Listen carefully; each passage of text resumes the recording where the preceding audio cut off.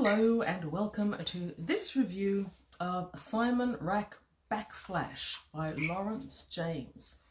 This one's been on my TBR list for a while now. I'm glad to finally got around to it. It's a nice little book. It's fun to read, it's action-packed, it's well written, and it's 143 pages, so I got through it fairly fast. I've got this pretty old Sphere edition with some amazing artwork. Now, Laurence James was a bit of an unusual, I guess he's a bit niche author in a way.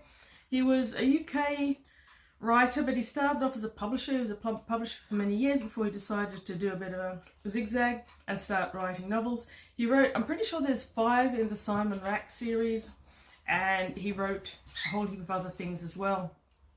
This man had so many aliases. He'd write every type of fiction under a different alias. So it's probably going to be a bit hard to keep track of him, but apparently he wrote pretty prolifically. Now, this is the number 3 in the series, a pretty old Sphere. Sphere was apparently the company that he was a publisher for. I'm not sure. It's not in great condition if you're a book collector because there's this torn bit, but it does seem to be an original publication from 1975. I think Laurence James's first novel, was just published the year before.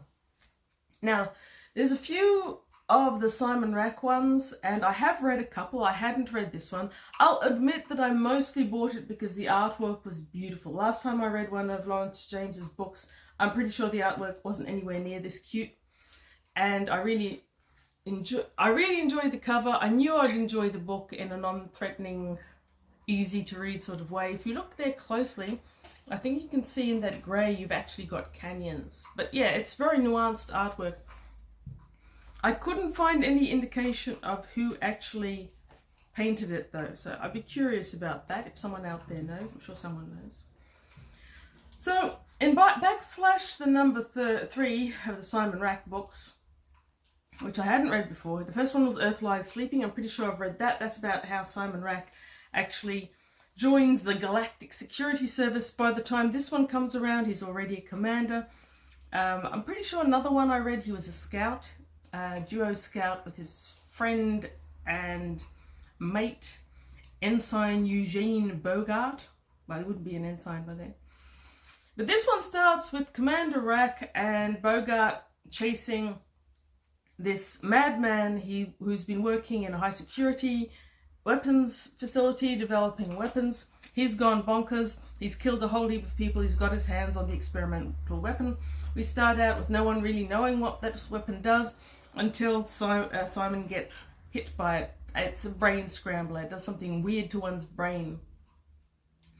And the rest of this novel, and it's an easy little novel to read, what gives it nuance is you've got Simon Rack falling backwards down this cliff towards an ammonia lake, which will doubtless kill him, with his brain scrambled and time distorted and everything going weird.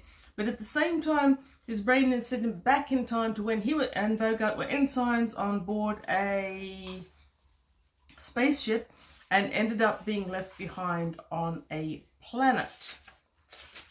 And now I really want to remember. Okay, the planet's name is Zion, and they are midshipmen on a starship Ventura. Zion is part of the Federation, or whatever they're calling it there. And Simon Rack is trying to do some routine tasks when he is diverted from his duty by this girl who's trying to seduce him. She takes him downtown to the red light district where we, though not Simon, figure out something bad is meant to happen. Too true, the girl in question, Lillian, something like that, might as well be Lilith, consider it Lilith, takes him down an alley where someone is waiting to hijack him. But along comes Bogart at just the right time. The two of them fight off the woman and the other attackers and escape into a bordello. While they're there, they meet this morbidly obese criminal mastermind. I've seen him described online, called Haley Corman. So the thing about Zion is that it's been populated by the Federation, but the society that started to be built there was balanced and disorganized by these two factions. One are the arties, or they're artisans. They live in some desert fortress and they make these amazing works of art. They don't really have much to do with the cities or the population in general. The others are these tech guys. I've forgotten. Thinkers, that's it. They call them thinkers. They're meant to be, I guess, sciencey. They don't seem terribly sciencey, and they're meant to be smart. Again, highly dubious.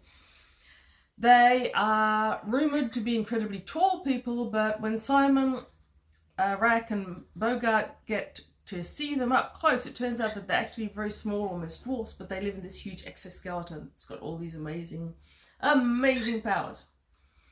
Protection, externalized weapons, whatever. Anyway,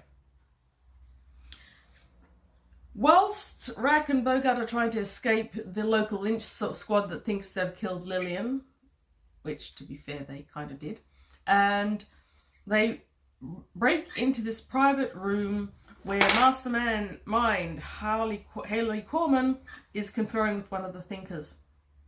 The two of them end up having to escape from the entire town, heading off into the desert. They're hoping to encounter the Arties fortress, and eventually they do. When they get there, they find that Haley Corman is followed them there. He's someone that the Arties believe they're making a deal with. Of course, Rack and Bogart are pretty sure that he's going to double cross them. Again, more murders. Again, these guys head off into the desert, coming back just in time to be part of the confrontation between the thinkers that have been let into the citadel by a couple of traitors, and again, Haley Corman. There's a bit of an action-packed ending scene that leaves it very open, but what makes this fairly straightforward, fun, space adventure story extra fun is that slipping back and forth in time to Simon Rack, who's slowly falling over a cliff while he's remembering wandering around in the desert in Zion.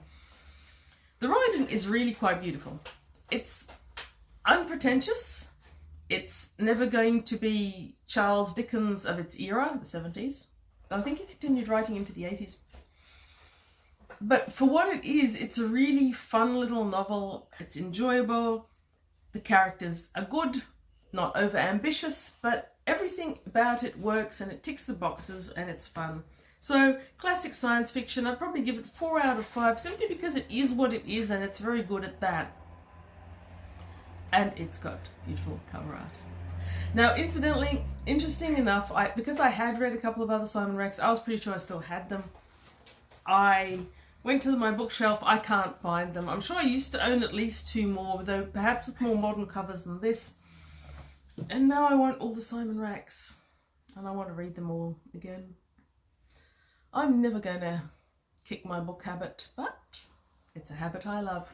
And you should too, because reading books is amazing. So thank you for watching this very short review, but there's not a lot really to say about this other than if this is your sort of thing, you should definitely read it.